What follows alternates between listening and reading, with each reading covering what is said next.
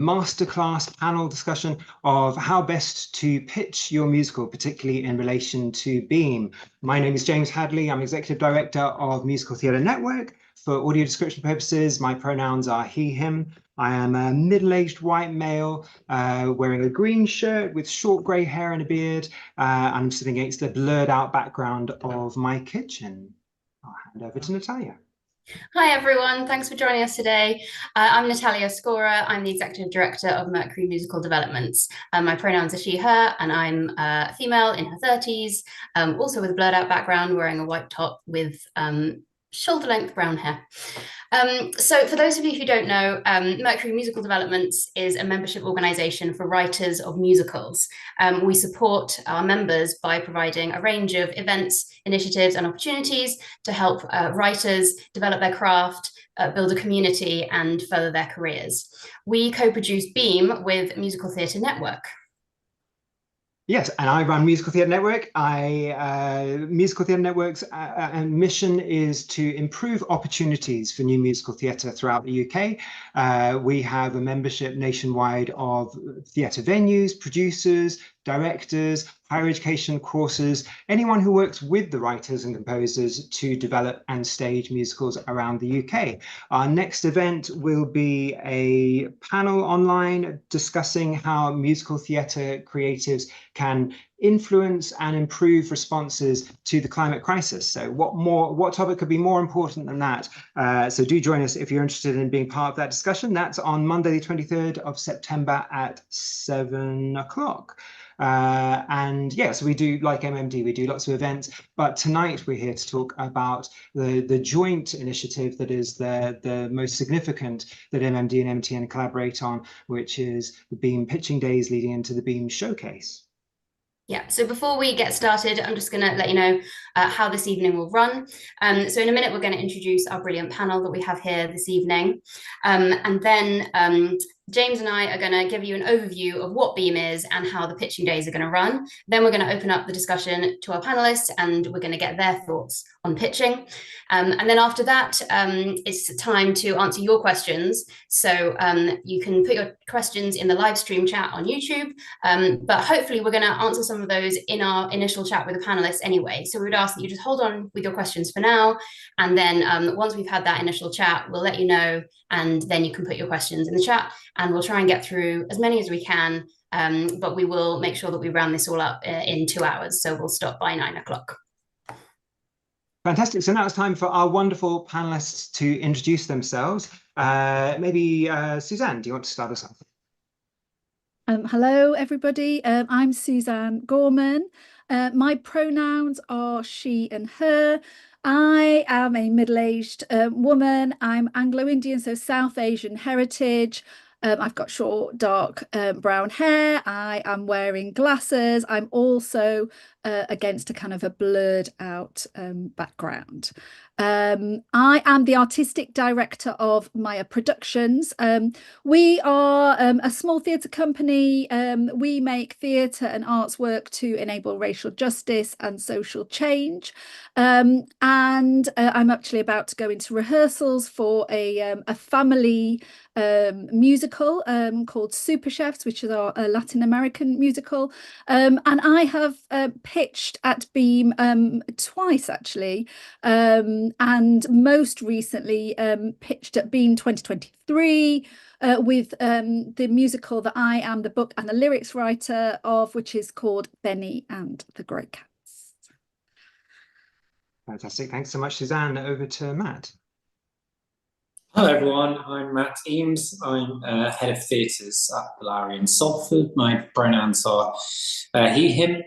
I'm mid-40s white man. I have a blue top on today and sitting in my kitchen.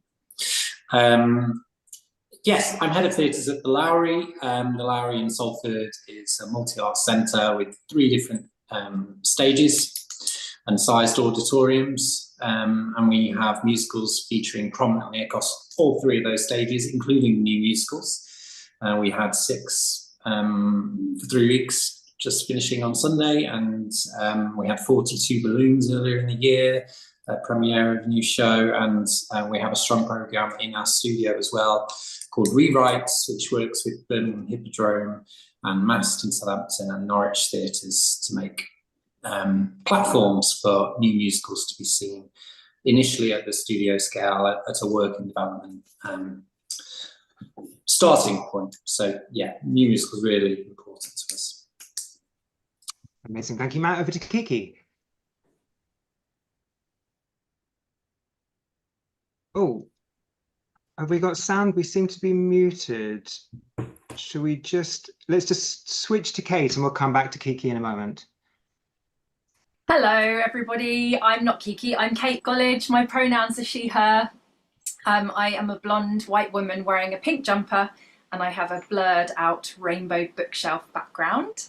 I'm a theatre director and dramaturg. I'm a member of the core team at the National Youth Music Theatre, where I look after the new work department. And as a freelancer, I'm currently working with the Disney Music Group on a big international immersive experience based on the music of Disney. And over to Kiki. Can you hear me now? Yay. Hey, hello. Too. Hi, I'm Kiki Stevenson. Pronouns are she, her.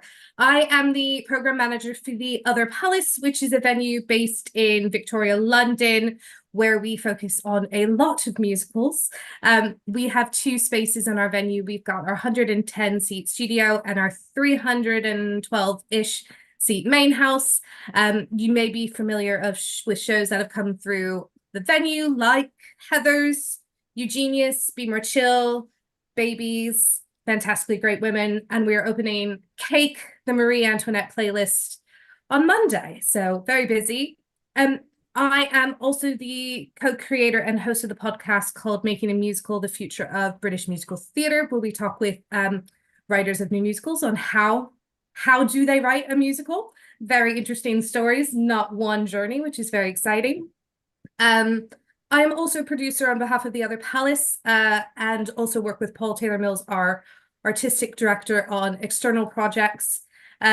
Most notably, we're opening, because we're crazy, I Wish You Well, the Gwyneth Paltrow ski trial musical at the Criterion, imminently. Oh, and I should also say my background is my second bedroom, which is a lot of white walls and then a weird panel, which is that's the closet. Great, thank you, everybody. And we should mention that everybody here on this panel has either pitched shows for Beam previously or has been on many Beam pitching panels. So everybody is used to the process and has expertise specifically with the Beam pitching and Beam showcase, but also our panelists are also used to pitching in other contexts as well in their roles. So what is Beam? We'll just give you an overview before we kick this off to give some context. So Beam is the UK's largest showcase of new musical theatre. It started in 2016. There have so far been 4 Beam showcases. Next year's will be number 5. They're usually held every other year, and it's usually a 2-day event. It's about getting really exciting new work that is in different stages of development, but often quite an early stage of development, in front of people from the industry, development partners who might be able to take it further and give it support, commission it, give it a run, all different types of pathways that these shows could have.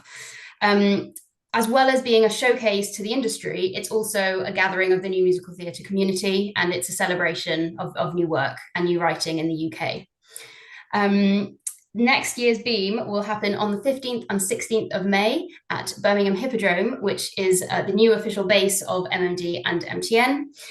So please put those dates in your diary if they're not already. If you're pitching for Beam, we will need you to be available should you be selected that week and the 2 days of the Beam showcase.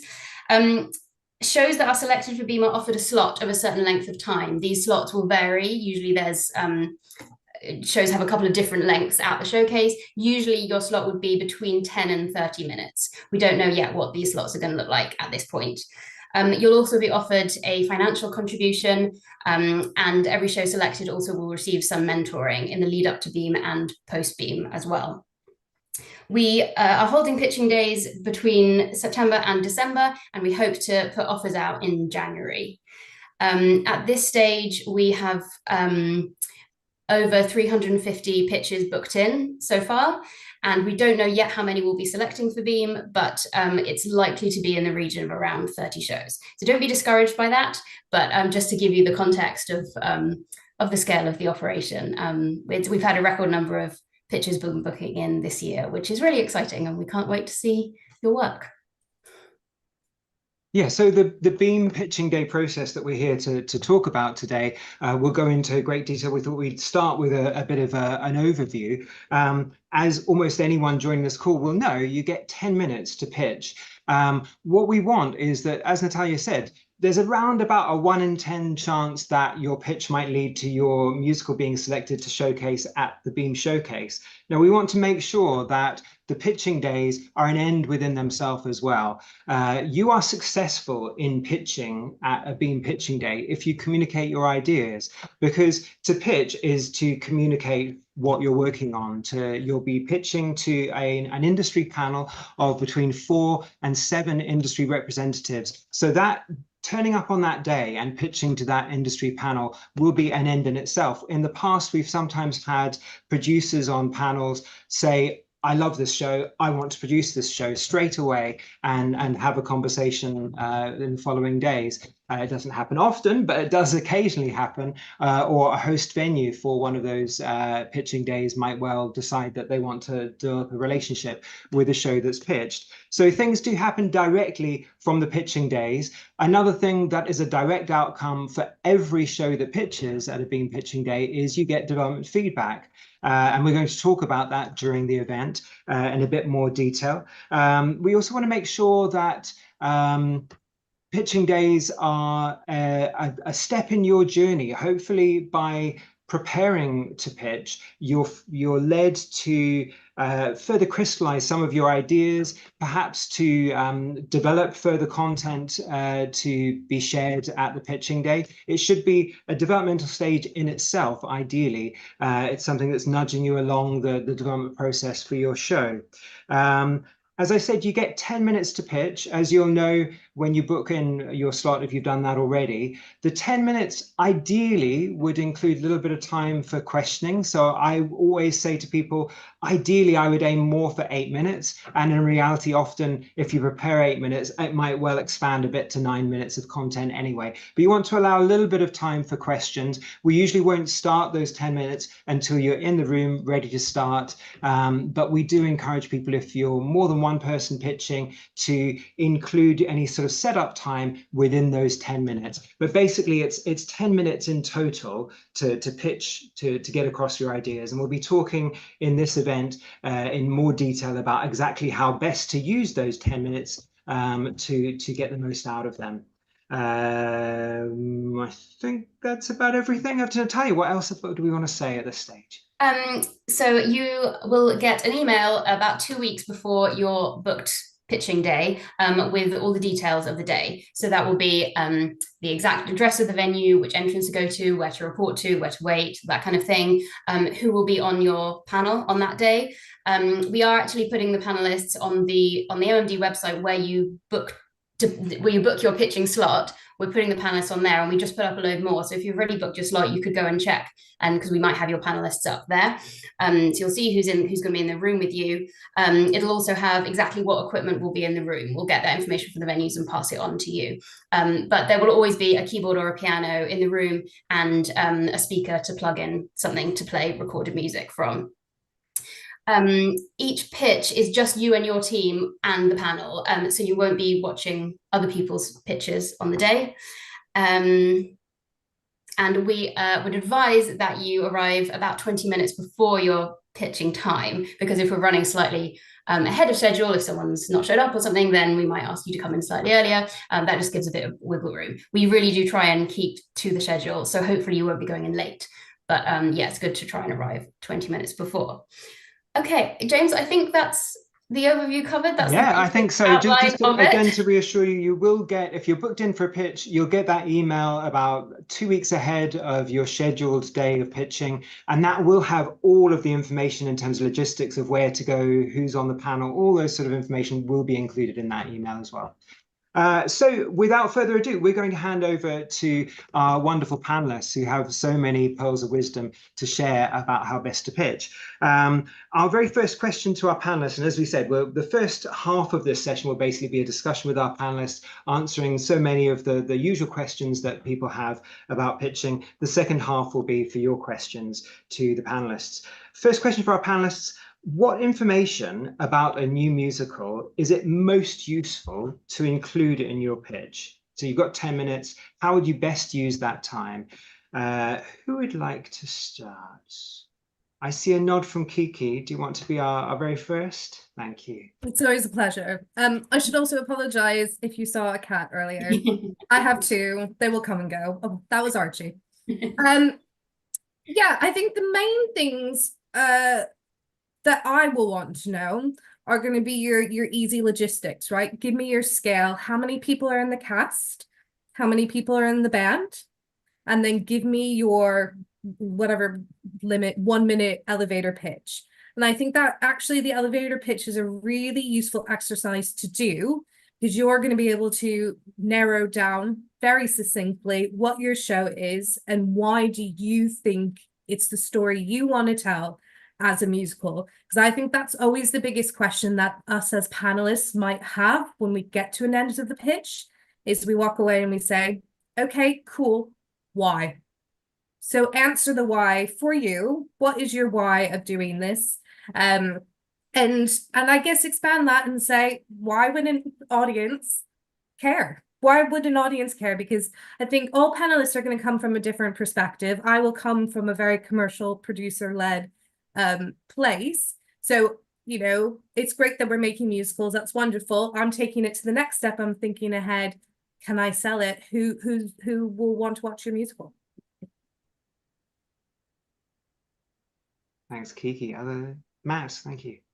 Yeah, just to follow on from that, a couple of things. So I'd agree with all of Kiki's comments. I think perhaps useful to add to that is with the elevator pitch is just, you know, why are you telling this story? What's the point? And then perhaps a bit of a call to action at the end. This is why I'm going to tell it. This is, you know, what's really exciting about it. So it's like, yeah, your call to action's finished. And then perhaps stating the obvious, I think it's showing as well as telling. So yeah, ultimately we want to be really excited by something. It needn't, you know, it will be different for everyone to the extent of how far you are in your process, but nonetheless, some music and performance to excite and really, you know, make the panel feel really energized by what you've brought. And as much as you've got that you feel is really strong and puts your show in its best light. Yeah, that's for me is the most important thing. Great. Anyone have anything to add to that? No? Okay, we'll move on. So in terms of when you're starting to prepare for your pitch, you're at the very beginning of this process, what are the top tips of how to go about preparing, what order, what to include? Suzanne, how have you done this in the past when you've pitched? So I think it's kind of a little bit following on from what Kiki and Matt have just said is you've got 10 minutes, so it's more than an elevator pitch, but I kind of like to see it as a kind of an extended film trailer.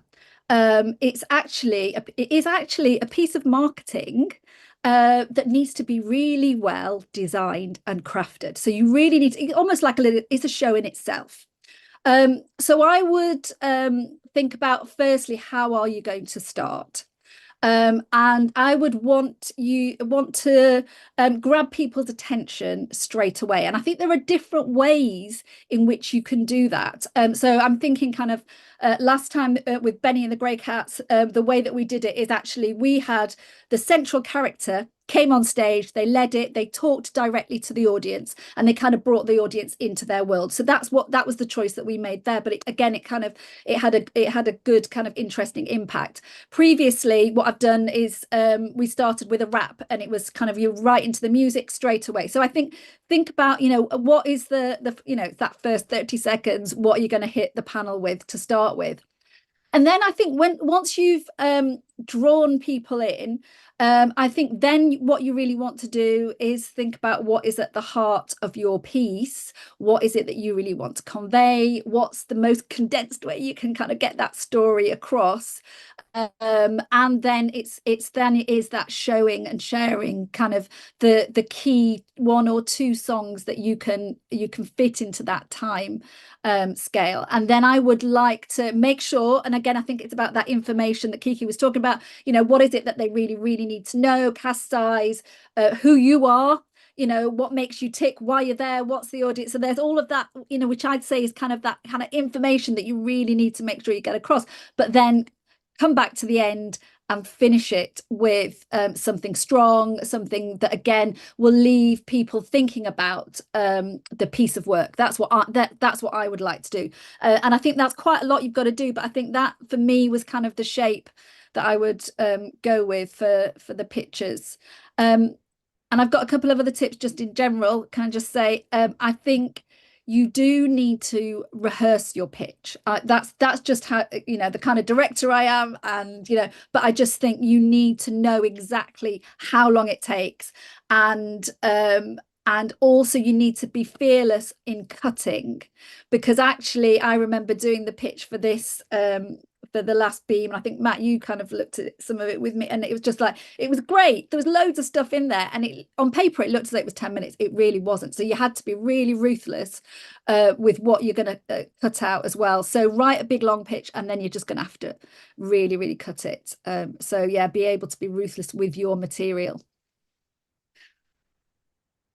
It's very true that we do have an infamous little bell sometimes at pitching days, and we will sometimes ring a bell and say, that's your 10 minutes up. So you don't want to run out of time. You want to give us time for questions at the end. So timing it, rehearsing it for the timing is so important. Any other top tips that other panelists want to add before we move on at this point? No, we're happy to move on. The next question is sorry, Kiki, yes. I'll go first, because then I think Matt had something as well. I think my top tip is don't be apologetic, and don't be scared of the panel. We are all here because we love new musicals, so please know that we're your people, we're your community, and we want you to succeed. So take that stage or wherever you are and just show us your passion, because the only people who will get us passionate about your work is you. So yeah, rehearse it, but just make sure you bring your personality, because I think what a lot of times what we're looking for is just cool people, or people that we'd want to work with. That's as important as what the musical is. And then yeah, highlight what makes the show different and unique and special. Because if, as Natalia said, you're talking about over 300 people who are pitching that have to be narrowed down to 30. So when, you know, the panels and the teams are thinking about curating what those 30 look like, they're going to want to put together the 30 that tell the most interesting, different, unique stories. So yeah, just hone in as part of your elevator pitch, as part of your 10-minute pitch, what makes your musical, what makes you interesting, special, different. Yeah, I think essentially anyone who's watching or is watching in the future, just go back and watch everything Suzanne said, because that's pretty much everything you need to know about structuring a pitch, and it comes from a person who's done it. So I could, you know, in terms of structure and timing it, so important, can't reiterate it enough. And imagining that we are an audience in ourselves, and that we've heard this for the first time, and the only kind of bit of perhaps something to think about, which sounds contradictory to what Kiki said, but it's not. It's the same thing. It's not only should you say what is different about it, but it's sometimes helpful to give people an idea of what it's like. So, you know, what sort of world is it in? So is it for someone who watches Sex Education on Netflix? You know, immediately you get an understanding of what sort of world you're in as a show, and that will really help, particularly, you know, programmers and producers in the room, to get a feel for what you're going for. That was the only, you know, extra bit I'd say. Great. I'll just add in a tip, which is if you're an MMD or MTN member, you can watch all of the presentations from the last Beam on the Members Resource Hub. If you log in with your membership, you can look up Beam 2023 because those are the pictures that were at the actual showcase. But a lot of them are 10 minutes long, and in a lot of cases, they don't differ that much from what the initial autumn pitches look like, and they're often just a bit more fully rehearsed, and maybe there'll be more actors. But if you're looking for a sort of well-structured 10-minute pitch, it might be worth having a look at some of those Beam videos as you prepare. And Kate, before we go on, I know you had an amazing top tip in relation to plot and story. Do you want to share that at this stage? Yeah, I think avoid the tendency to tell the panel about the whole of the story, especially if you're quite far into the writing process. It might seem super important to you to go through the story beat by beat by beat and make sure that we understand all of it. But actually, in terms of structuring a really interesting and captivating pitch, the synopsis is often the least important and interesting bit. So I would really encourage everyone to be really, really concise with talking about your plot, and then use the available time that you have to talk about why you're telling the story, and also how you're telling the story. Again, it might be really clear to you that it's a book musical with scenes and songs, or that it's sung through, or that it's a song cycle, or that it's all told from one character's perspective. But just help us to understand that, because how you're telling the story is also something that's going to give it a really unique flavour. Amazing, thanks so much, Kate. That's a brilliant tip. Following on from that, another top tip that comes to mind around that is the importance of sharing whose story it is. If you're at a stage of developing it where you've identified who your protagonist is, certainly for giving us a sense of emotional stakes in the story you're trying to tell, it really helps us to say, this is a story about this person and this is the journey that they're going on. And sometimes, particularly for leading us into emotionally connecting to a song you might share within the pitch, helping us to have a sense of what the journey line is of that character. So not the plot, but the thing that's driving the story, that kind of central concept, that central essence of the story that you want to tell is what's relevant instead of plot, I would say. The next question is about the stage that your musical might be at when you pitch. The question I've got written down in front of me that I'm going to change, but the question I've got written down for me is how much of our musical should ideally be written when I pitch it? What I'd like our panelists to respond to is maybe a variation on that, because we've partly answered this, is for musicals at an early stage or a later stage, how might that affect the kind of content that you share or the way you approach the pitch? If someone can talk about a musical that's at a very early stage of development first. Over to Kate. Yeah, I think that musicals are never finished, right? So whether you've written no songs or all the songs, they're never finished. The important thing is being able to talk about your show and why it's important to you, and what it is that keeps you up at night about the world that you're writing onto the page and eventually putting into the hearts and mouths of the actors. I think that if it's at a really early stage, just focus on the idea and making sure that idea is as clearly communicated as possible. It's really good to include, as others have said before, to include some examples, but don't be put off by the fact that it will feel unfinished, because even when it's finished, it still won't be finished. Absolutely. And anyone talking about a musical that's a bit further on in its writing process, how does that affect the preparation of the pitch? Suzanne, did I see you? Yeah. Yes, and again, it's that feel. I'm thinking as a writer myself, and of Benny, that it was a musical that was quite far down the road, but then it just suddenly just developed a new life, and therefore became this new thing. But then you've got all this material, so I think.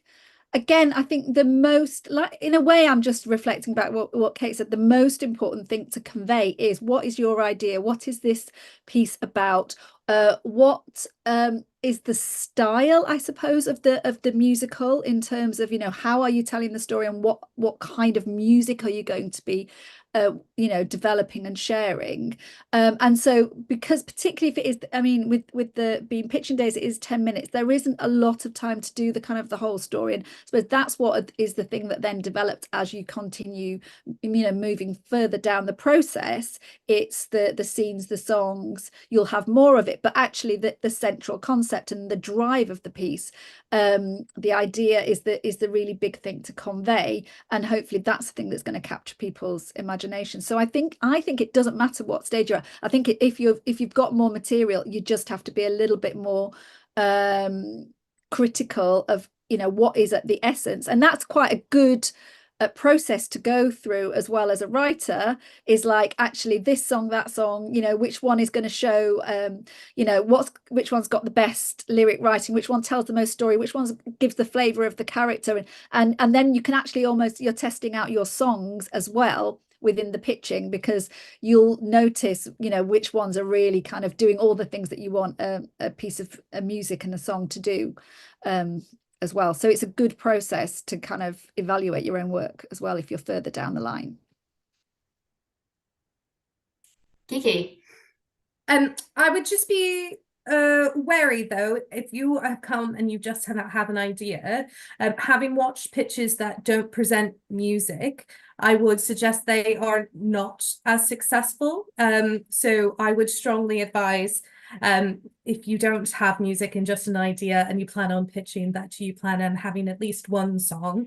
I know from experience, I think it was last year, there was a pitch that only had one song written, but it was a very, very good idea and everyone was really invested in it. So you can get away with one song. Oh, I think this is a future question, but I would strongly advise no music. Yeah, no, yeah, I definitely would say you need to have a song.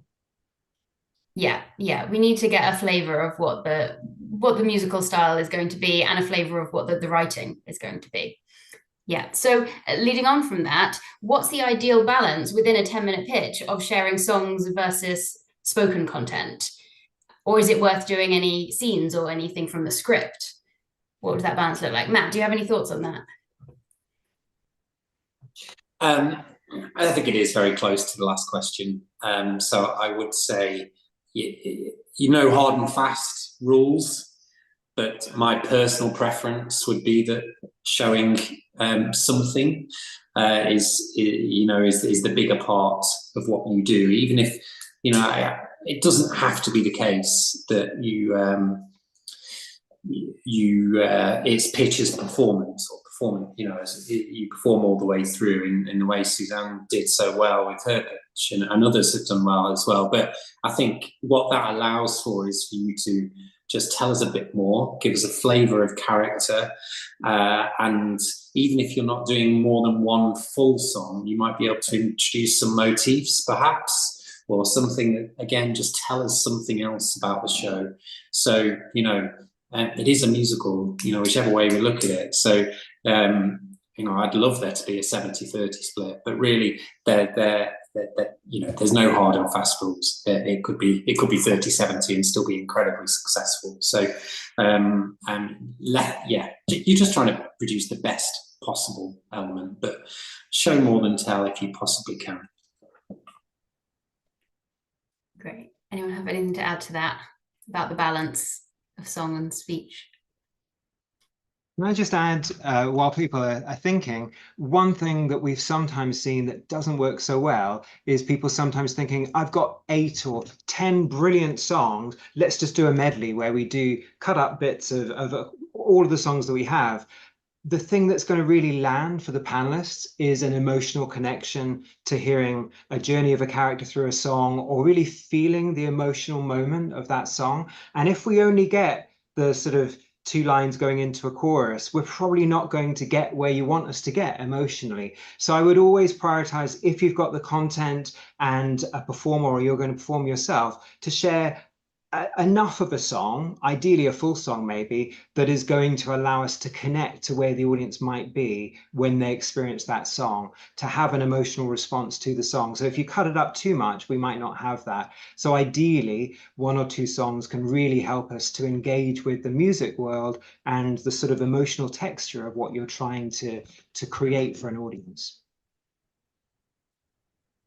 And I probably need to ask the next question, don't I? Unless anyone else has anything else on that topic. We're happy? No. So the next one is, if I'm a writer who's not a great singer, should I perform some of those songs myself within a pitch? Or do I really need to get someone else to perform that song for me? How much does the quality of the performance matter? And how many people should I bring with me to pitch? Thoughts on the performance element of songs? Kate? So I think that you can trust that all the people that will be on the panel will have an imagination and will be able to understand what a song might sound like and feel like when it was orchestrated and performed by professional performers. So not having access to performers shouldn't put you off from pitching if you don't consider yourself to be a performer. I think something that can help with that is just making sure that the panel can hear the lyrics really clearly. And, you know, we can overlook inconsistencies in vocal performance and perhaps not the strongest tone and the most confident delivery. Having said that, if you do have access to performers that are willing to come and help you on the day, then I think it's sometimes good for writers to be able to concentrate on the writer bit rather than the actor bit. So if you do have people that are able to come with you and help support you to be the writer talking about their show rather than the writer performing their show, then that can sometimes be better for the writers. Yeah, great. Anything to add to that? No, I would agree with that. I think, you know, I think that thing about, you know, if you can get somebody to support you, but there's also, or if not, there's budgetary implications, isn't there? And you know, just coming to the actual pitch, you know, there aren't any support with expenses, so you might have to do it for yourself. And I do remember, actually, I think the first pitch that I did with I was the director, but I ended up doing a rap as well with our writer, who was also an actor and rapper. So I did do the rap, and I am not a rapper, but it got selected. And it got selected. So it was about the words and the music. So yeah, so kind of working within your means, as long as you're just being clear about conveying what the piece is or what the song is. I think that's the really important thing. Yeah. Great. Okay, so we've heard a couple of people have mentioned an elevator pitch. So I just want to dig more into that. This is a multifaceted question. One is, what is an elevator pitch?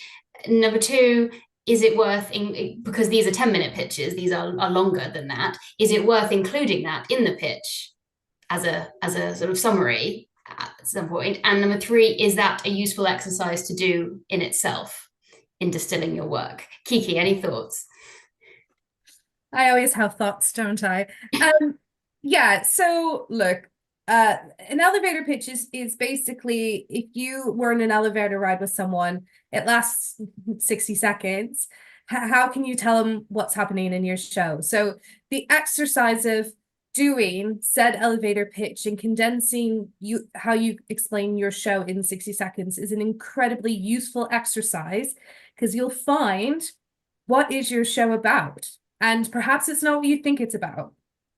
So the exercise of doing that is phenomenal. Whether you actually tell us what your show is in 60 seconds within the 10-minute pitch or not is going to be, as we say, what you decide the best way of pitching is in telling us your story. But if you think about how you break down the 10-minute pitch, which, as James has already says, is probably 8 minutes because you're leaving 2 minutes for questions. And if you've got 2 songs, that could be 5 minutes. So you're talking about 3 minutes of chat. And that's just an example, right? So if you're using the 3 minutes of chat to the best of your ability, it's probably not a bad idea to have a 60-second elevator pitch down. And then you've got time to introduce your characters and introduce the songs you're about to sing. So invaluable exercise. How you then apply it to your 10-minute pitch, again, is going to be your decision on how you best want to bring us on this journey of telling us about your show. Brilliant. Yeah. Thanks, Kiki. Yeah, Kate. Can I talk about log lines? I promise. I was going to come to you and ask about that. So we can borrow an idea from screenwriting, which I think is really helpful. If you there's so much stuff on Google that you can find about log lines. It's used in the screenwriting world as a one-sentence summary or description of a movie, and the standard thing is to distill the important elements of the screenplay. So within a 1 or maximum 2 sentence description, you would have your main character, your setup, your central conflict, and your antagonist, and that would all be contained in this little 2-sentence nugget. And the goal with screenwriters' log lines is that they are so exciting and enticing that they hook the listener in to reading the entire script. And if you look up like the 30 most famous log lines or 30 most famous film log lines, they're amazing and really worth reading. And there isn't an equivalent for musicals, but I think there should be, because the very exercise of doing it like really forces you to be very economical about your ideas, and also putting it into 2 sentences will prove whether or not your piece works. Thank you for coming to my TED Talk. Right. Thanks, Kate. Amazing. Next question is, I want to go back to the song element of a pitch. If you're going to share a song, is there an advantage to it being performed live versus what about people that want to share a recording or a demo of a song? What are the pluses and minuses to approaching a recording and versus a live performance? What are people's experience of those within pitches? Should we start with Matt? Thank you. Yeah, I appreciate, circumstances can make it a challenge. Budget might be a consideration, or you might feel that it's the best way forward. But my advice would be to avoid it if you possibly can. Just because there may, we'll do our best. Every venue will do their best to supply the best equipment for sharing something that is recorded or online, or but it's we can't, things happen and something might go wrong, and then it's kind of a difficult situation that you're not in control of. And also you are then 3 or 4 people sitting in a room all listening to something together, and that is also a kind of a false, slightly awkward situation for everybody in the room. So if there is a really good reason, or it's absolutely unavoidable, then fine. But I think you'd want to avoid it if you possibly can. Yeah. Just a follow-up question there. In terms of a live singer but with a backing track versus live accompaniment, any advantage or disadvantage there?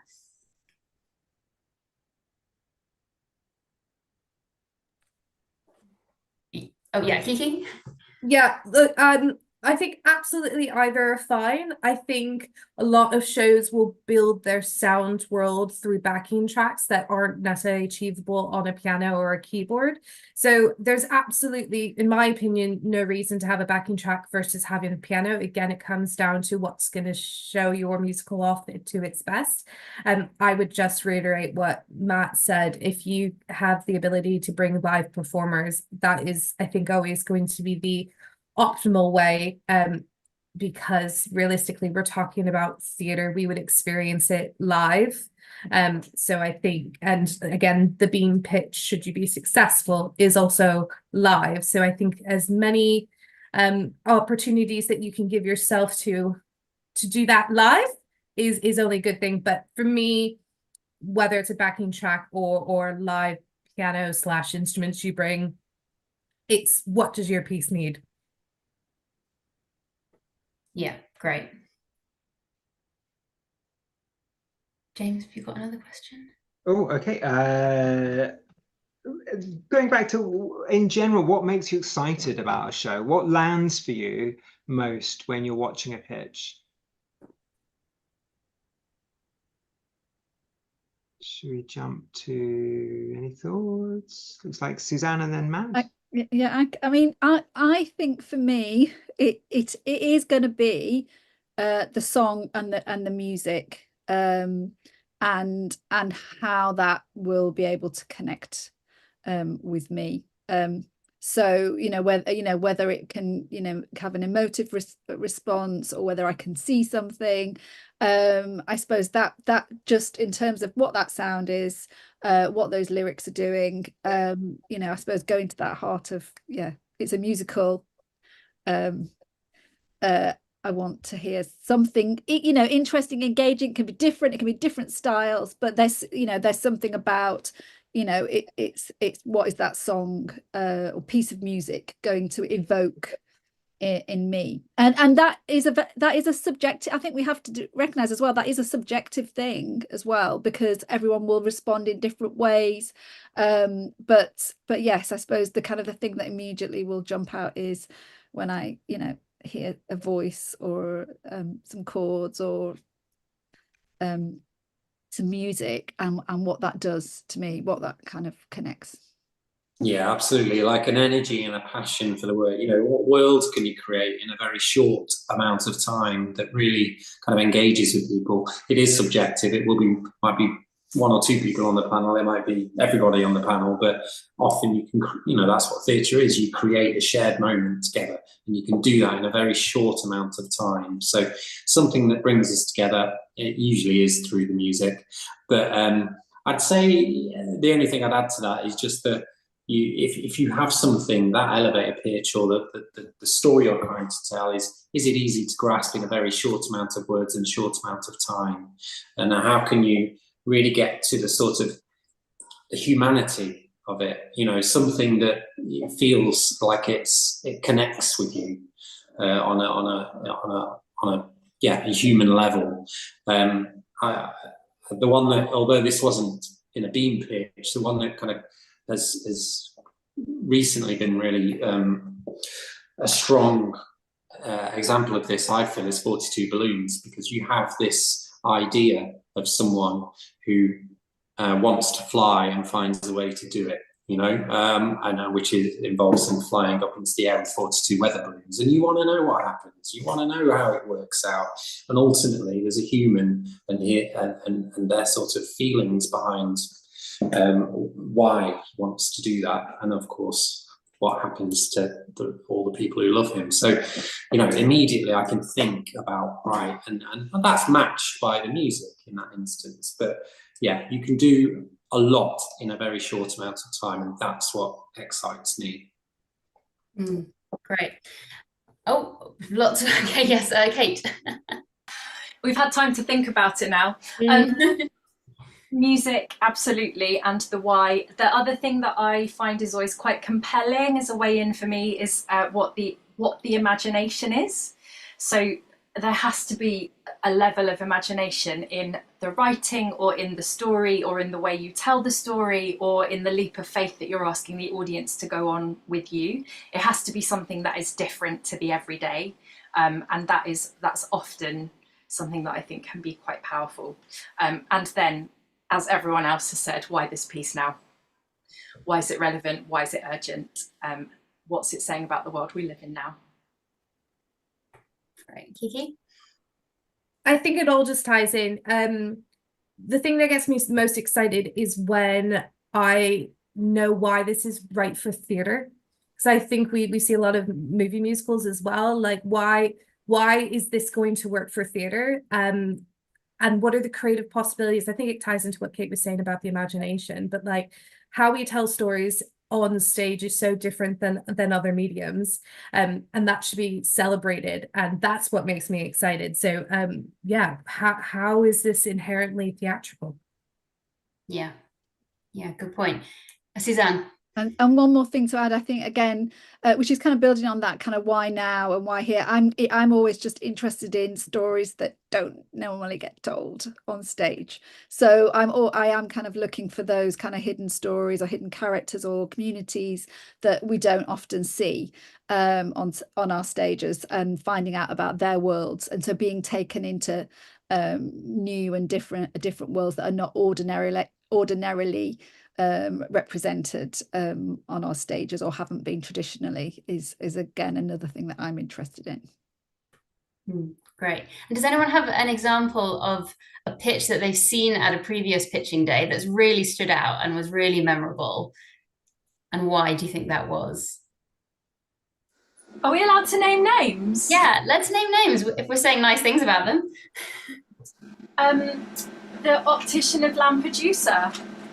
Kiki was there as well. Lovely Tim Connors came in and said, I've just started working on this show. This is the idea. He described the idea. It was so clear why the idea was important. And then he just went over to the keyboard and he sat down and he said, this is a song I've just written. And he just played it and sung it. And it was a 3.5 minute maybe song. And I think for all of us, it just felt like the time stopped in that moment, because how he spoke about the piece and what the example of the music did was so perfectly aligned that it was a really honest, no frills pitch. It was just him, and it really just spoke straight from his heart to ours. Yeah. Such a great example. And just feeding off that, if you want an example from Tim that has the same impact, jump on Spotify and listen to the recently released cast recording of The Station Master.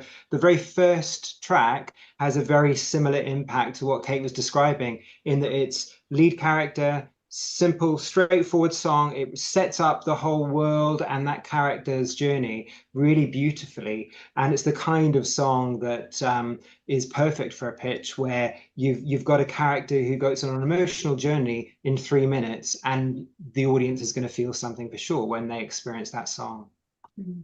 Right. Anyone else have an example of something they've seen? Maybe a pitch which was a bit bigger or had more people involved? Anything that's in the memory? Yeah, Matt. Yeah, not for being, but for another pitching moment. But it was the people who behind Operation Mincemeat, Spitlit, and they are a troupe, so they made the most of being a troupe, and so there was 5 of them. And at this point, they did not know much about this show, and I'm not talking about Mincemeat. This is another one of their shows, as Kill the Beast before that, But what they did brilliantly was to give you a really good understanding of what it would be like by, essentially performing a comedy horror in front of your eyes, essentially as a pitch as comedy horror, with everything going wrong. And, so you can almost steal a moment, if that plays to your strengths. The point isn't go and do a performance that doesn't speak to your show. The point is, demonstrate what you are good at, what strengths you have, and what you are going to offer to us. So that was a particularly good pitch.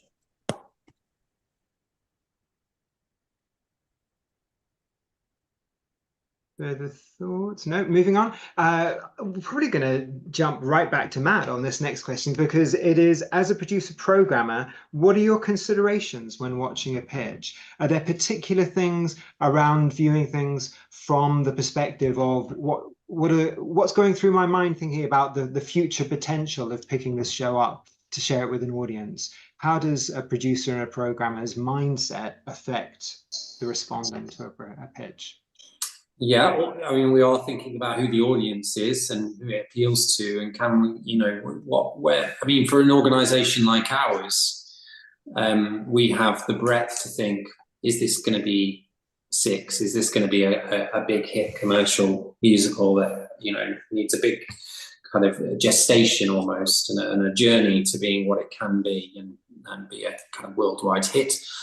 Equally, it could be something that speaks to a particular experience, and as Suzanne said, is a story that's less well told by different voices, and may have an entirely different route. So it's understanding who is telling the story, why are they telling it, and who is it for, and then it's a question for the venue or the programmer for, can we deliver on that promise for our audiences? So audience is one thing. I think ambition is another thing. You know, what you are trying to achieve. Again, it's perhaps going back to the point around what's exciting us about it, and ultimately we have to make a kind of a subjective decision on perceived quality. You know, does it hit the mark? Is this the best? You know, and it's just delivering, and that can be different. You know, depending on it's horses for courses. What that is, what that means to you. But ultimately artistic quality as well. So yeah, that's what I'll be looking out for. Amazing, thanks, Matt. And Kiki, in terms of the other palace, what gets you immediately going, oh my God, how do I get this pitch into the studio?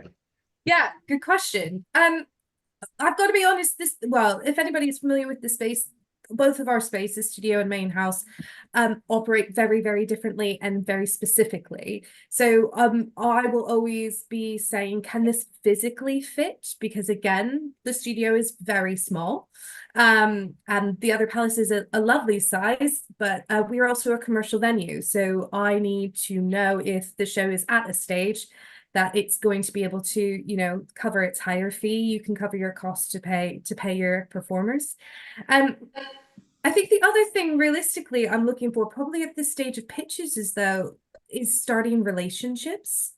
I think it's really important to know that a lot of things that we do engage with aren't necessarily the first or second time we've been engaging with a writer.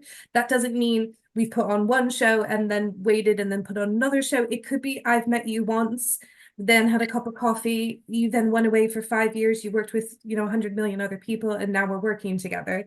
So I think even if, you know, what comes out of a pitch is an introduction and you're on a radar that then we connect later on, I think that's great. And, you know, we might end up being a very small part of your bigger journey. And I think that's what's exciting about, you know, new British musical theatre is there's so many different organizations and venues that are all working to the same end goal, which is how can we tell British stories on British stages. And at the end of the day, we all have small pieces of the journey. I mean, 42 Balloons started because, well, not started, they went on their own starting journey, but they were on the podcast that we did and we supported them with In Kind Space, and then they started working with Andy and Wendy. So like, it's phenomenal now to see how far they've come and that they've got that big journey. But again, you know, whatever the journey is, we might just be a very small piece of it, even if that doesn't end up being us producing or us programming. Yeah, great. We always say it takes a village to raise a musical. It takes a lot of people putting in little bits of support along the way. James, I've got a question for you, which is, how do we go about selecting shows for Beam? What does that process look like? Well, yeah, so it's a good question, isn't it? So it's good to clarify that there are 21 pitching days, and at each pitching day, as we said, there's an industry panel of 4 to 7 people. There are representatives of the venue, there are funders, there are producers, there are writers, there's a real cross-section of people that might engage with your musical, and all of them will feed into both the feedback that's given on the show, but also they will separately and in parallel feed into the selection process. They will give us their responses to having seen sometimes around 20 pitches in one pitching day. They will tell us what they think are the outstanding pitches, the pitches that feel like they're giving something really unique, that needs to be amplified within the landscape of new musical theatre. So it's really key that there is a real diversity. Usually there's over 50 individuals whose opinions feed into the overall selection process. And then from the 21 days, we have a mega spreadsheet where we gather all that information that panelists have given us about what are the pitches that are rising to the top from those various days, and we try and collate to an overview. So the selection of work nationally from those 21 days obviously has to factor in not just the quality and the innovation of the shows, but also some sense of balance. We're trying to select for the showcase work that is representatively diverse, work that is regionally diverse, work that represents a real diversity of music that hopefully is representative of the spectrum of music that the UK population is interested in, and a variety of scales, a variety of different target audiences. There's a lot of different factors that are considered to try and get an overall balance. But everyone on the panel has been on these days. Further things that people would add from being on the panel that feed into your process of what you think gets taken forward in terms of that selection process. Any further thoughts there? Or no? Is there enough? Natalia, what would you add? Because you're very... Yes, well, I would add that, yes, we collate the thoughts from all of those 50 plus panelists, and then we have a core team of people who have been at many pitching days, some of whom are feedback coordinators that we'll talk about in a moment, and members of the MMD and MTN team, who then will get together to do the balancing and figure out a short list, and then who will go through to Veeam. And there's a lot of different factors that come into that, but also to say that we don't have a quota of sort of a certain number of shows to take from each day. It will vary because we have different numbers of pitches at each day. While we make sure that we have that regional diversity that James mentioned, we're not saying that we just take the best two from each day, or it's not like that. There's a lot of other factors to feed in. Okay, but on feedback, as a completely separate part of the process, along with that selection process, we have the pitching feedback process. Kate, could you talk us through that a bit? Yes, I can. So there is a team of feedback coordinators, of which I am one.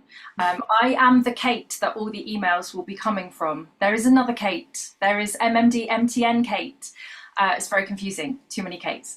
So at each pitching day, there will be one member of the panel who's designated to capture all of the thoughts of the whole panel, and they will note and process and then send via me individual feedback sheets to each team who pitches. So when you get your feedback sheets, it's really exciting because really it is a kind of hive mind thing. It's the thoughts of everyone that has been there on that day. So there's a lot of people making really valuable contributions. And we will offer feedback on what our impressions of the piece are, what we found were the strengths of the work, anything that's particularly interesting. We will, if we have any dramaturgical questions, or if there's anything that sort of dramaturgically is notable, then we would make a note of that as well. And we also offer some feedback on the pitch itself. So as James and Natalia said at the beginning, a big part of pitching for Veeam is about the experience of pitching for Veeam, because I think as writers you have to be good at talking about your work as well as writing it. So these are such these days are so valuable in terms of being able to get up and present yourself and your work. And so we will also offer any relevant thoughts that we can on the pitch itself. And all of that will be put into a document and will be sent out after the pitching days via me. Yes. And thank you, Kate, for coordinating that feedback and our team of feedback coordinators. So yes, just to reiterate, the feedback process is completely separate to the selection process. We want the feedback to just be a useful thing for everybody who pitches. So don't read into that any indication about whether or not your show will be selected, because you will receive your feedback before you hear about the Veeam selection.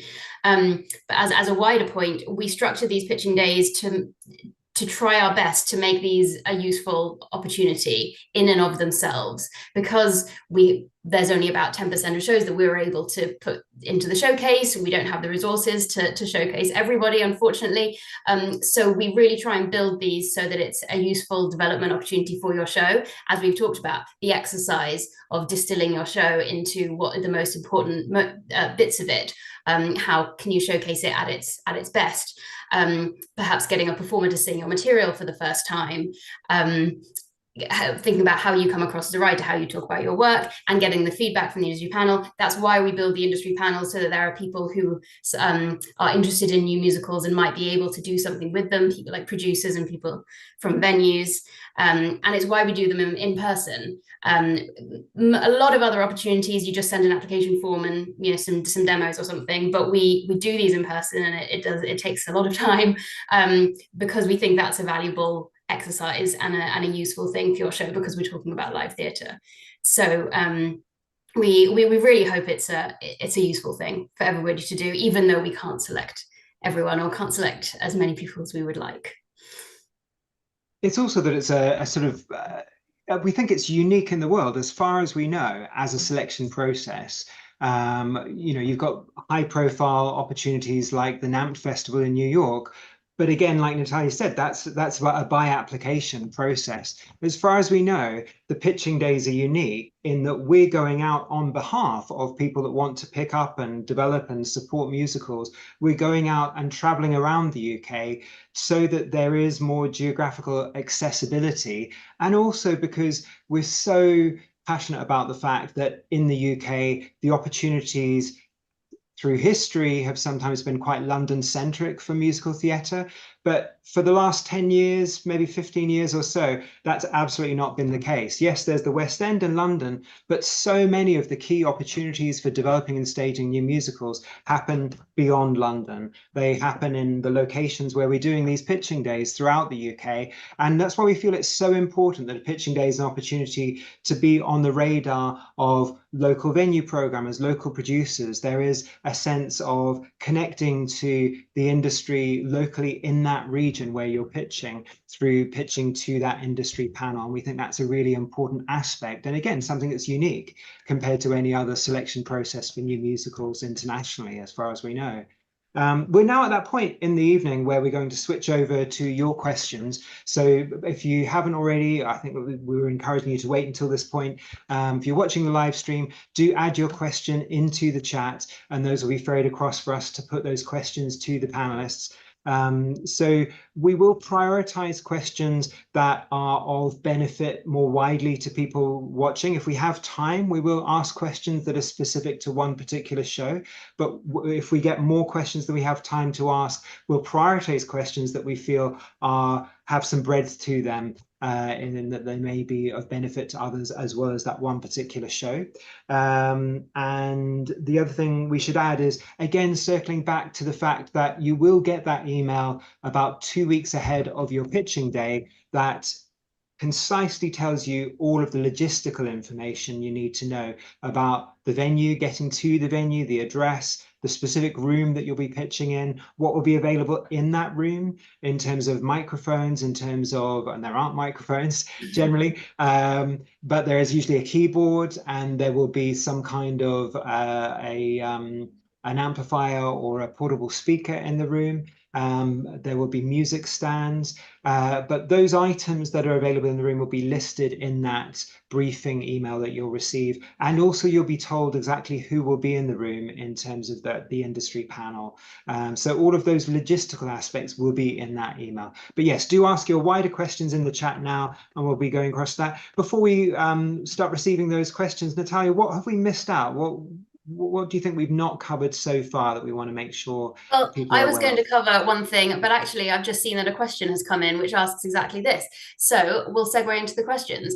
So this is it worth having handouts such as lyric sheets or sheet music for the panel? Very good question. So I would say fine to give us something to look at in the room, like lyric sheets. Personally, I find that quite helpful, something to look at, particularly if you were just playing a recorded song. It gives you something to look at rather than staring awkwardly. So I would say that's fine. But in terms of giving us things to take away with us, like a script or sheet music to look at later, please don't, because we just see so many pitches and it would be too much for us to carry and we'd lose it and it would just be a waste of resources. So I want to hear if anyone else has different opinions on this, but my opinion is fine to look at something there in the room, but don't give us stuff to take away. Anyone else have any other thoughts? Save the paper. Yeah. Great. Absolutely. Next question is, what's the likelihood of getting a pitching slot if you're on the waiting list for a venue or day? As many of you will have seen when you were booking in, many of the pitching days, there's been a huge demand. It's fantastic. So several of the pitching days are fully booked, and there is a waiting list. As this question refers to, we are going to do our absolute best to see as many of those who want to pitch as possible. We're running a wait list because we do, between the time that because we try and make the process as accessible as possible. So we do keep the booking process open rather than have a cutoff date, and then if people hear about the pitching days later, they've missed that date. So we keep that process open. It does mean that sometimes you'll be on a waiting list and might be bumped up to be into one of the pitches when someone's no longer able to be there. So it's so worth being on the wait list. And Kate, who works for MMD MTN, Kate McEwen, rather than Kate Golledge, who's on your screen, Kate McEwen will communicate with you about that your status within the wait list, and will help you in terms of answering questions specifically about that wait list and what the chances are. But where possible, if there is another day that you can comfortably travel to and be seen in that day instead, because there is availability at some of the London days and not other London days, for example, then we'd certainly encourage you to look around and perhaps pitch at another day. We are looking at opening up more availability within individual days schedules, where initially we don't necessarily release all the potential full shows. So the fact that pitching slots, that is. So if at first it looks like it's booked out, that doesn't necessarily mean that the whole day's potential for capacity is completely booked out.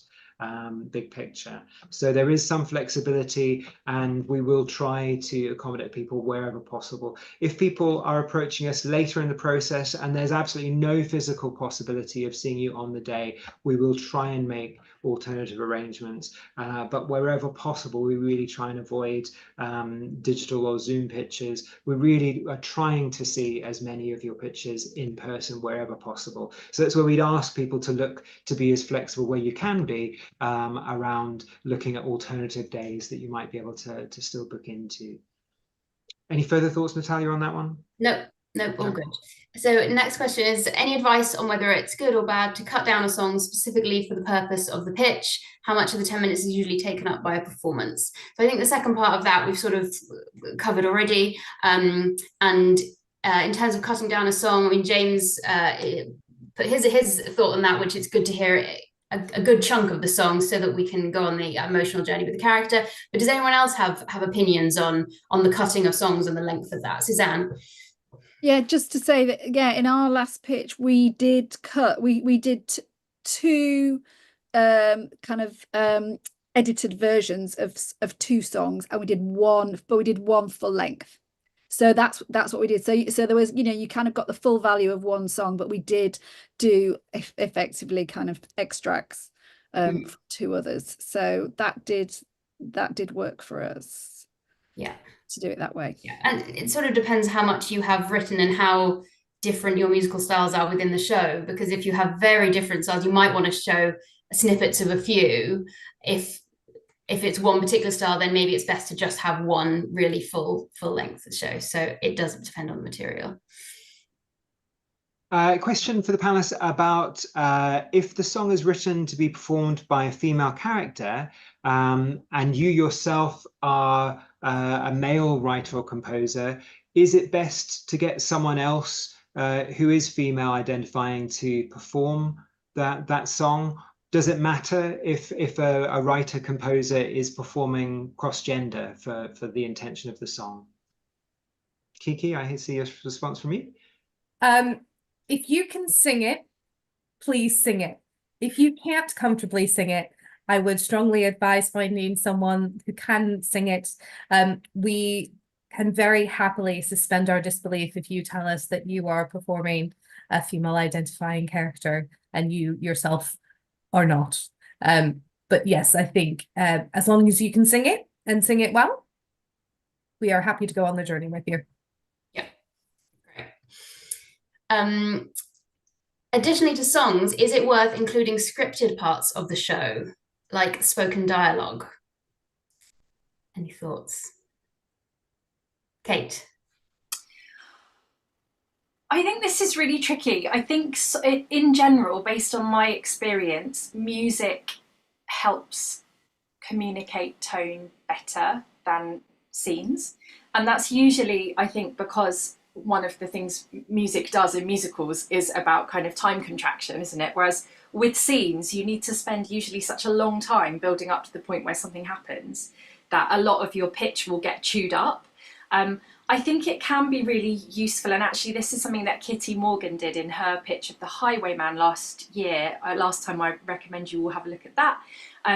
Using little bits of dialogue here and there to help give a bit of context, or to help transition between a song, or to set up a character rather than describing characters. Giving a little exchange between two characters before going into song, I think is a good way of looking at it. But I would discourage lengthy bits of scene. Yeah, everyone's nodding, so I think everyone's in agreement there. Great.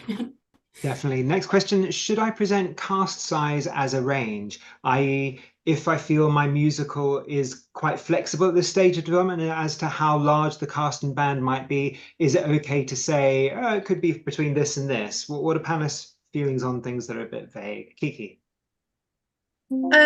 I think the idea of scaling up musicals is really important, and it's part of a show's development. But I think you should have as much clarity as possible, because if you don't have clarity, we're not going to have clarity. So if the question is, I think I've got 5 main characters, but I think I can have an ensemble of 10, but what I'd really love to hear is with 20 voices because of this very specific reason. Great, you can please tell us the reasons why you're making these decisions. That's absolutely fine. I think if you come and say, well, it could be for 10, but I could write it for 30 if you wanted it to, that's not as interesting, and that's not decisive. So whatever the answer is, just make sure it's clear and decisive.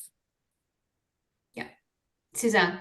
Maybe there's something about the minimum amount of cast size or minimum amount of band size that you'd want, because obviously having more and having an ensemble, if you've got an idea of an ensemble, you can always expand that, but maybe there's something about it has to have 3 cast, 3 band members, so then what the kind of the minimal requirements are. I'd just add to that around cast size. It's having an understanding of where your musical might fit can be helpful. Kitty Morgan, I would say, had a really clear idea of where she wanted her show to go, and it wasn't necessarily, in a big West End theatre. She had a journey in mind for it and an audience in mind for it, and that obviously kind of translates to how many people are in it and what it looks and feels like on stage. So don't be limited by by any one view of what a musical can be. It can be perfectly small, and maybe it should be small. So think about, if you want to get it staged, then think of the best way to get it staged, so, and that isn't necessarily trying to find the money for, 20 plus people on stage. I mean, there are very few examples of that nowadays at all. So, really question why you need that. Kate's gonna disagree. Go for it, Kate. No, I'm not going to disagree, but I'm just going to speak in praise of producers and creative producers, because I think it's okay as a writer to not be an expert producer. And actually the whole one of the purposes of Beam is about surrounding these pieces with the family that are going to bring them to life. And so I think there's nothing wrong with saying, I've got this show. At the moment, I imagine it could have a cast of 10, but actually it's the story of this one woman, and it could be a one-woman show. And if it was, it would be a bit like this. And working with your producer and your creative team to actually figure out together what that is. A producer is more than the person that's going to bring the money. And I think that the earlier in the process you can start having those creative conversations and moving all the departments together at the same rate, the more integrated the thing will feel at the other end. So if you don't know, it's okay not to know. But then if you don't know, I would say articulate the questions in your pitch. So I have a question about this, and this is what I'd like to talk to someone about, is a clear way of being unclear. Yeah, great. So next question, when is discount membership to MTN and MMD available? As it sounds like it might be useful to tap into these now. Yes, it would be useful. It's always useful to be a member. The answer to that is that you will receive your code with a discount to membership if you're not already a member in your email that we send out 2 weeks before your pitch. So if you can hang on till then do.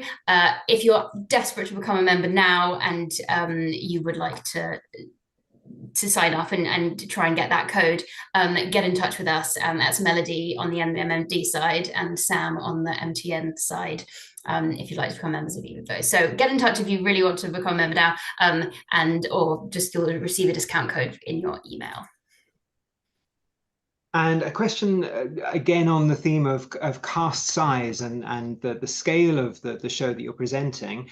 This question is there a limit on the number of performers who can be present? And I guess the variation of that is for panelists, have you experienced a particular optimal scale of larger or smaller pitches? What works best? Kiki. Flip the question back around. How many people do you need to tell the story? Look, to be honest, you know, Kate had a really good example with Tim's pitch. He did it himself and it was phenomenal and it worked really well.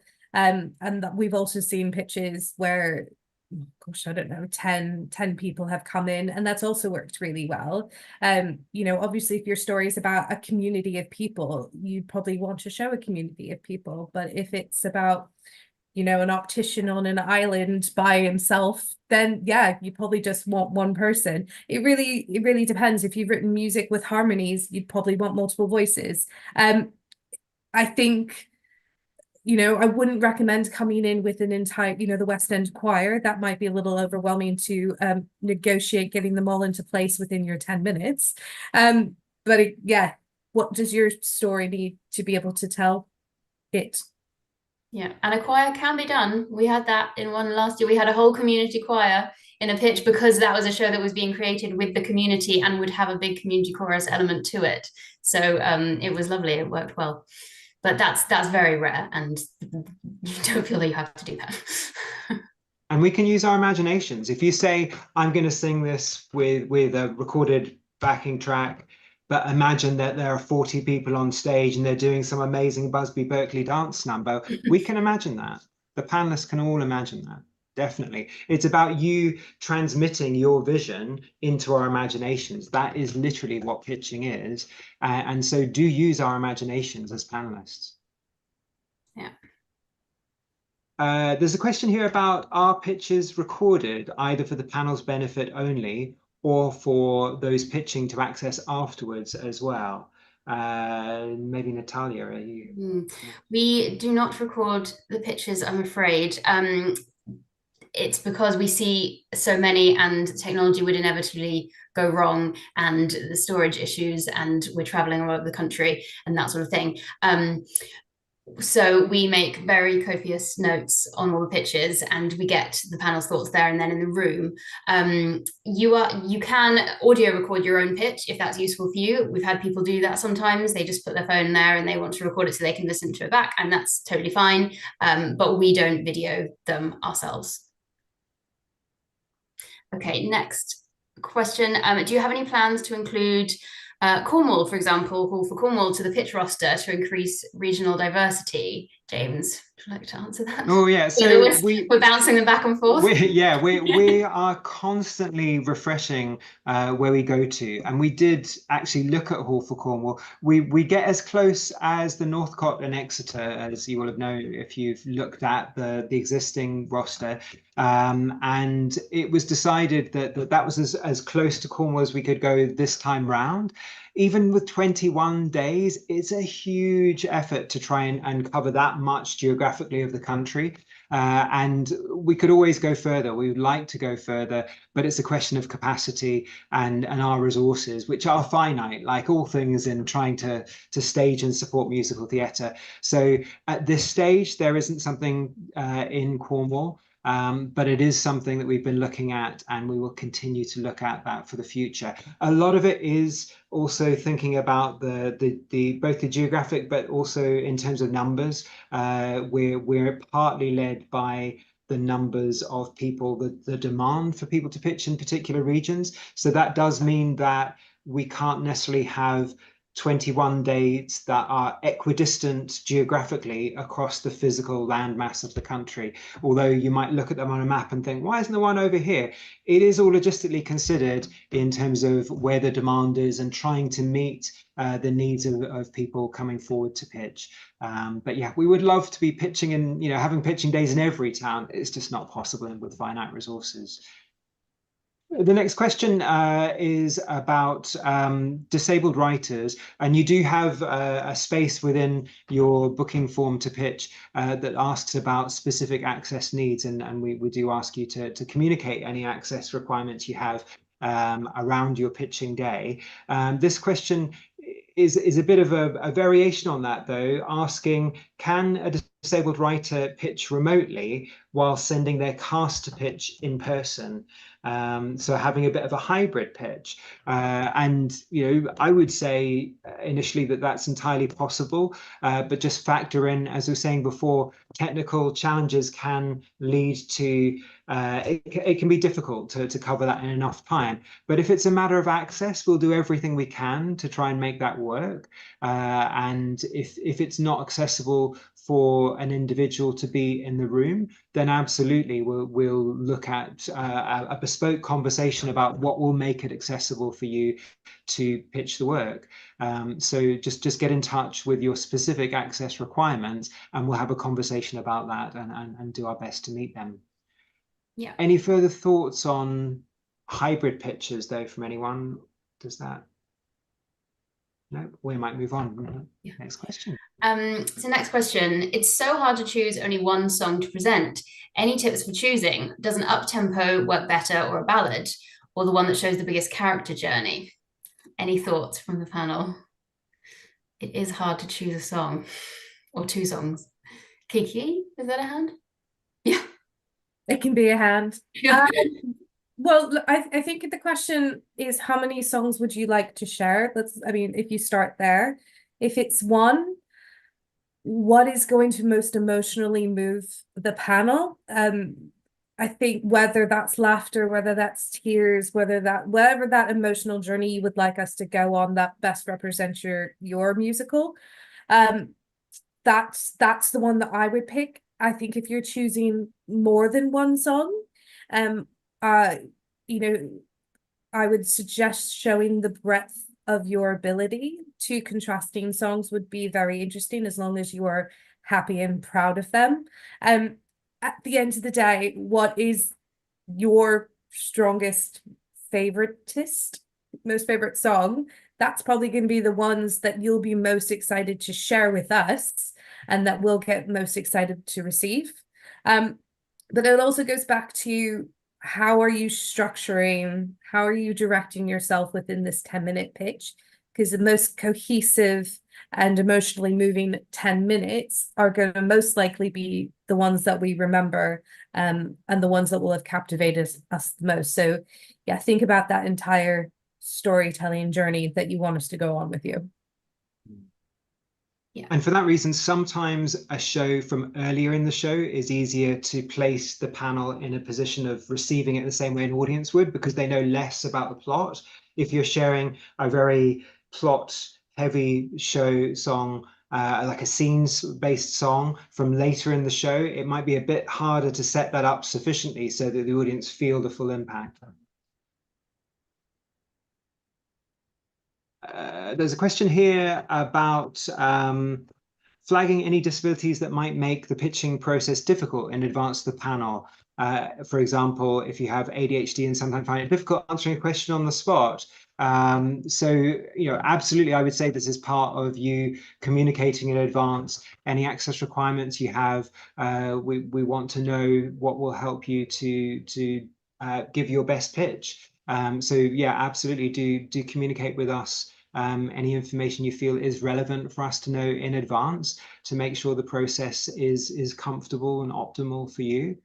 Yeah, and we'll have anything like that, like not comfortable answering a question on the spot, we'll have that written down in our notes and we'll make the panel aware of that before your pitch. So you don't, unless you want to, you don't have to state that at the start of your pitch or anything. If you've communicated to us, we will do our best to make sure that the panel is aware of that so that we can make you feel most comfortable. Yeah. If we are unsuccessful in our pitch but respond to feedback given by the panel, can we resubmit next year? So I would just clarify and to say that we don't do BEAM every year, unfortunately, it's every other year. So the next pitching round will be in autumn 26, sorry. Generally, the rule is you don't pitch a show that you have already pitched unless it has had substantial revisions because of the number of shows that apply for BEAM, and we don't want to see the exact same 300 every 2 years. So generally we say that that's on a case-by-case basis to get in touch if you're not sure whether it would be eligible. But that's our line, that it needs to have changed quite significantly. Sometimes you might have had a change of collaborator, you might have completely new music or something, and that would usually be fine. But it's a bit case by case that if you're going to resubmit it. Generally, we would like to see new work. So, any other thoughts on that, James or anyone else? Yeah, agreed.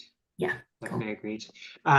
We do, you know, obviously if a show has been significantly redeveloped, as we're saying, many shows are pitched to BEAM at a very early stage of development. So absolutely, you know, you might pitch it and then in the 2 years interim between one pitching days and another pitching days, of course, it may have changed significantly. So by all means, it is possible to pitch a new and enhanced version of that show.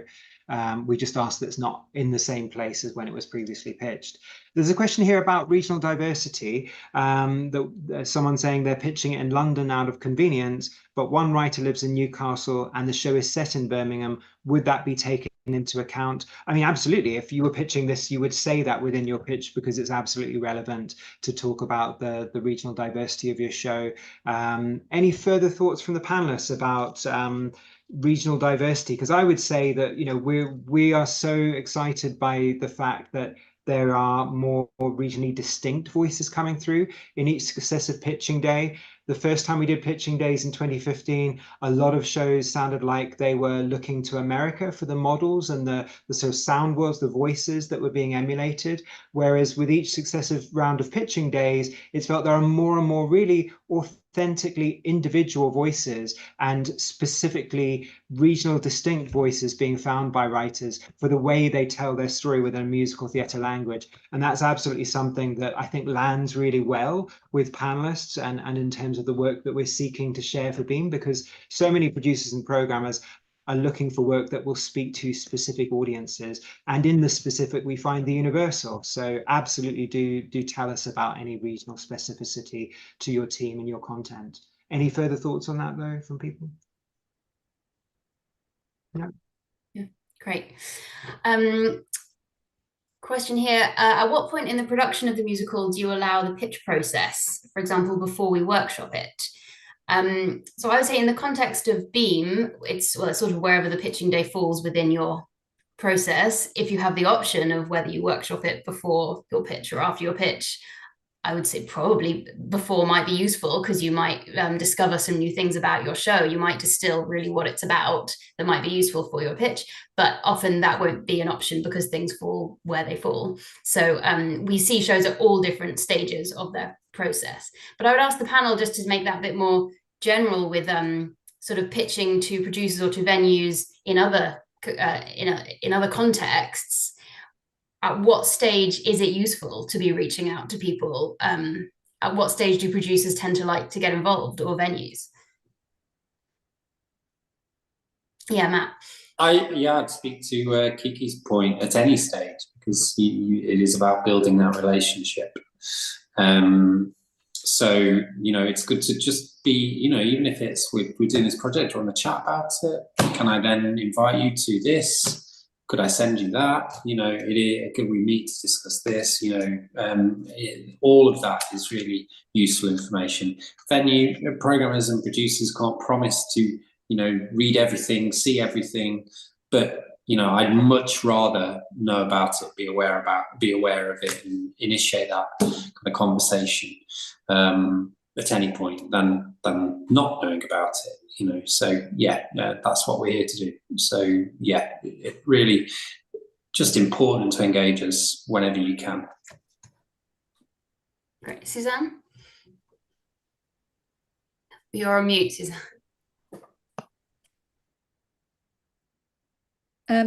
Sorry, speaking more from the creative point of view, if you're leading up to a pitching day, then actually it probably is really useful to, if you can, do any workshopping, work on the piece, maybe like sort of as the week before or something, so that you're not necessarily, or so you can have that thing of exploring the piece as a whole, and then maybe that's part of how then you come towards creating your 10-minute pitch as well, and then you kind of have that pitch ready. But I do think that kind of having the pitching process as part of your workshopping process, part of your development process, is actually a really good thing to have, because then you've kind of got a goal for sharing that song, or making sure that one is really working really well, or highlighting that this is the central character.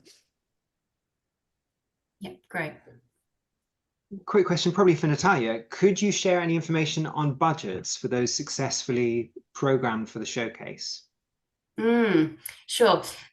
So along with the show offer, we would offer a financial contribution to hopefully cover a decent proportion of the costs of taking your show to Beam. This does vary of how many casts you'd like to bring with you, and so on. This also varies according to the length of the slot that we might offer. Last time we offered either 10-minute slots or 25-minute slots. The 25 minutes were, it wasn't the shows that we just thought were much better. It was generally the shows that were further along in their development process and had a fuller team on board already, and were fully written, and were a lot more sort of closer to production than some of the ones at earlier stages. And they were given between, I have to remember now, I think between £600 and £1,500, I believe. And it varies each time. That's the thing, that to emphasize that we don't yet write a budget for the showcase, because the showcase is in response to what is discovered through the pitching day process. Each time we've done Beam, the actual showcase format has been slightly different, because it's responsive to meeting what comes through the pitching day process. That's been an innate part of the idea of Beam since the start. So when you are offered a slot within the Beam showcase, it's at that point when you're offered something that you would also be offered a package of financial support, and, as Natalia said, an amount of time that you would be pitching. So there would be a package offer, but we won't know what that offer is until that point in the process. We this time around do know the space and the date this far in advance, which in the past hasn't been the case when you've been pitching necessarily, but the actual specifics of the budget and the fundraising is a work in progress, as there's so many things that are months and months away. So it will depend on how much we fundraise as to what the level of financial contribution is to each presentation. Yeah, and it is a contribution. We are aware that we are sadly usually not able to cover every cost, because we are not producing these pitches. We offer you a platform at the showcase, and we hope to cover a decent chunk of your costs, and it might cover all of your costs depending on what your pitch is, but we're not guaranteeing that. It's a contribution, and then when you get the offer, you can work out whether you think that's going to be feasible for you. Okay, next question is, any tips on just being very anxious giving your pitch and worrying that could get in the way of effectively conveying your ideas? Any thoughts from anyone? Kate, have you got anything? Yeah, write it down. Write it down and practice it. If you are extremely anxious, give us a copy of the script so that we can read along. That's fine. And just know that you are presenting to a partisan crowd. It's such a treat for us to hear all these hundreds of brilliant people sharing their ideas with us. It's a great honor and a responsibility, and we want everyone to succeed. So it's not the X factor. We're not looking to make sensational TV. We just want to hear people's ideas and meet them, and play small parts in helping all of these great shows on their journeys. So rehearse the pitch. I would say it's the same as I would say to actors: rehearse out loud, standing up. Don't sit down and do it in your head, because it will feel different when you stand up and say it out loud. And we know that everyone will be nervous. Even I'm nervous when I get up and speak in front of groups of people on first days of rehearsals. It's part of the human experience, but it's a very loving room of people that are there rooting for you. Yes, Suzanne.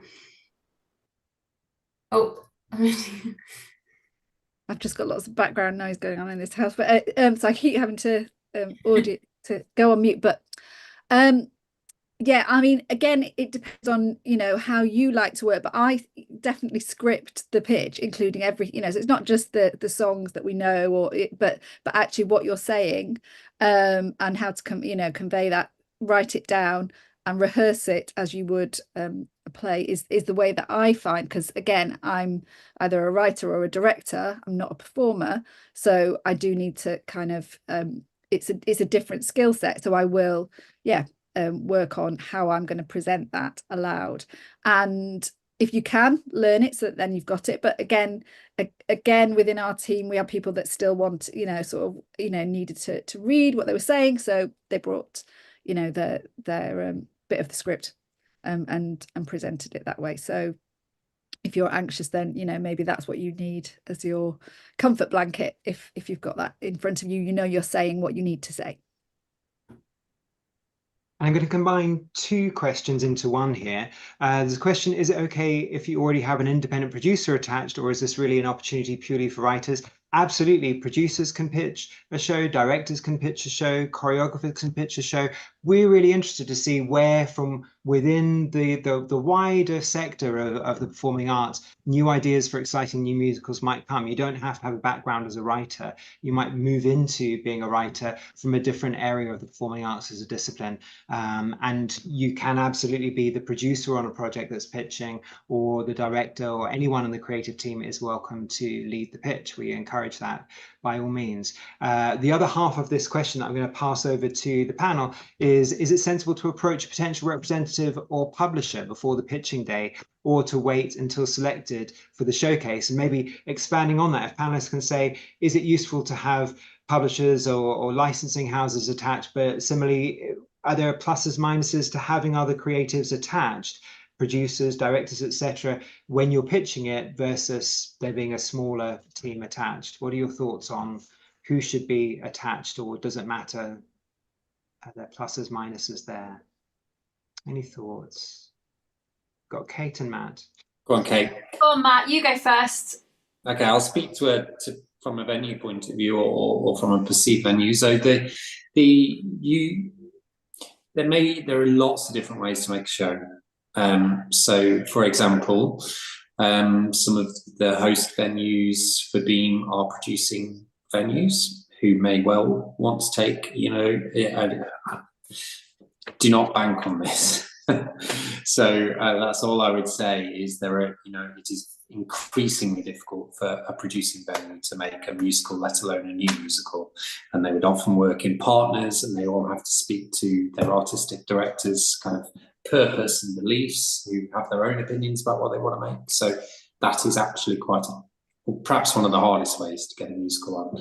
So, but nonetheless, the point is that they may want to take more of a leading role in the making and may want to make some decisions about publishing or rights or yeah, that, and ultimately that will be up to you which way you want to go. But yeah, they may want to make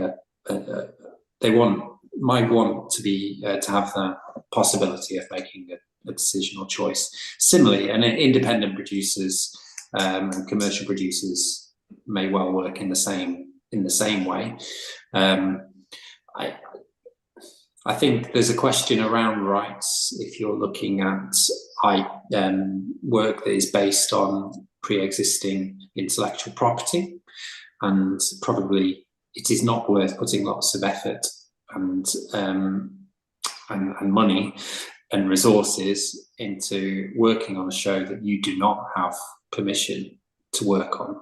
So you know, if you want to do an adaptation of something that already exists, like a film, then you are going to need permission to do that. Otherwise, it's just a waste of your time, but also the pitch. So yeah, that's the only kind of clear guidelines you could give on the rights, but otherwise it's probably not a decision to make quite yet. And indeed, just to add that in terms of eligibility, we do expect that you've cleared the rights to the intellectual property of what you're pitching for Beam. Sort of segues into another question here is about music rights, just because it's on that topic. Someone saying that they're in the process of clearing the music rights and have verbal permission from the rights owners, but are in negotiations with the music access rights representative, and in terms of the timeline of those commercial rights having been granted, it's probably likely to take longer than the lead-in to pitching. Can they still pitch? Natalia, it's probably a case by case, isn't it, on this to some degree? Yes, it's case by case. I would say yes, still come and pitch. You've likely booked a slot already, so come, and then in the pitch you can tell us what stage you're at. And if we were to shortlist you or offer you a place in Beam, then we would continue to have those conversations and see where you're at. It would be quite case by case, I think.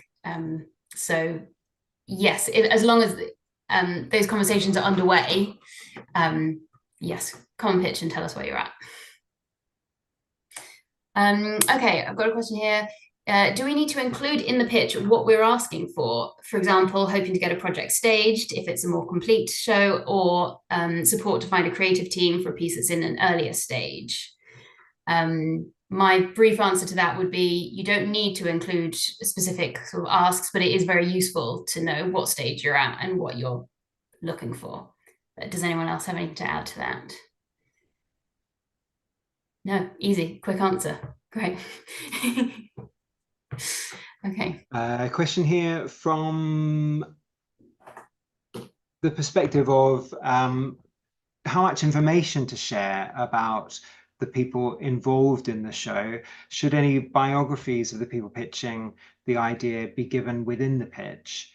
I guess this is both, you know, we've said before, we don't want written handouts apart from lyric sheets, really. We don't want to have things to read after the pitch. It has to be included in the pitch. So just answering panelists in terms of the live pitch, do you think it's worth spending time within the live pitch talking about the track record of creatives that are involved in the show? Kiki? If you've rehearsed it and you have time, yes, I think so. I think a good example of a pitch that we saw where that was really interesting was public pitch. I don't know if they were successful. They went off to do a very successful run at the Fringe last year. But the writer journey or what their experience was bringing that into their pitch was actually really quite interesting. It also helps us get to know you better, and that again is probably half the battle in these pitches. We want to know you as much as we want to know the musical. So if you can do everything within your 8 minutes of 10 minutes, leaving time for questions, I say yes. Sure. I would add to that, yes, it's useful to know little snippets and where relevant, but don't spend too long on that, because in the application form when you booked your slot, there is space to tell us a bit about your professional and creative experience. So we will have that with us on the day, so we can be looking at, oh, what's she done or he done there on the page. So don't spend too long on it. Okay, if you are a migrant that lives full-time in London and thus not a native UK citizen, will that affect your chances of being selected? So our party line is that at least 50% of the creative team has to be based in the UK, but that means based. That does not mean you have to be a native UK citizen. If you're living here, then that's totally fine. It's such an important distinction that sometimes we did have someone, I think at a past one of these sessions, who said, I'm American, but I'm living here, but this isn't for me. It's just about British musicals. It's like our definition of British musicals is musicals that are being made here. And the reason we make that distinction is that there are so many opportunities in other parts of the globe that are specific to those countries. And we're very aware that compared to some countries, the opportunities for developing musicals in the UK were limited. And that's why we do make that distinction of saying that at least 50% of the team should be based in the UK, and hence they're going to be available for working with UK-based partners to develop those shows. Yeah, great. Oh, and just to follow up to that, must the piece be specifically a British story or topic? James? Oh, I would say no. There's always probably the most frequent debate amongst panelists is around authenticity, saying, are the people telling this story the right people to tell this story in terms of, does it feel authentic to, and this doesn't mean it has to come from lived experience, but there is a question about why are they choosing to tell this story? Does it feel like they're connecting to the content in a way that is going to be productive? And there's a whole debate to have around that. But I think, yeah, there's a lot about, relevance and who is telling whose stories that are really key. But it's, you can have a story that's based anywhere and it can be universally relevant. I think it's worth talking about who the target audience is in relation to, sometimes we have shows that are set in America, say, but it's being written by an entirely UK-based writing team. And sometimes we might consider, well, does that feel like it's something that is going to have as much chance of being picked up? It's a consideration that is relevant to think it might be in competition with Broadway originating musicals, and that's a very high bar to compete against. So it's about making the unique case about why this particular creative team is telling this particular story, and why perhaps it's relevant to choose an American story for why you want to tell that story. So it's very case by case, I would say. Any further thoughts though? Yeah. Okay, I've got one last question here, I think. James, you might have some more. If we have footage from previous workshops, is this something that is worth showing, or would you still prefer a live performance over video? Anything from the panel? They're shaking their heads. Yes, Matt? No, please no. Yeah, no. Yes, that's generally my answer. However, as with everything, you can't, it is a case by case. So we did have a pitch last year that was a tap musical, and the creator and choreographer came, but didn't bring any dancers with him. But they had done a workshop and they had put together a video and showed some of that choreography and the tap, which obviously was so vital to that show that if you couldn't show it there in the room, he had to show us over video. So in that case, it actually did work well, and that show was selected for Beam, when then they brought loads of dancers and did loads of tap on stage.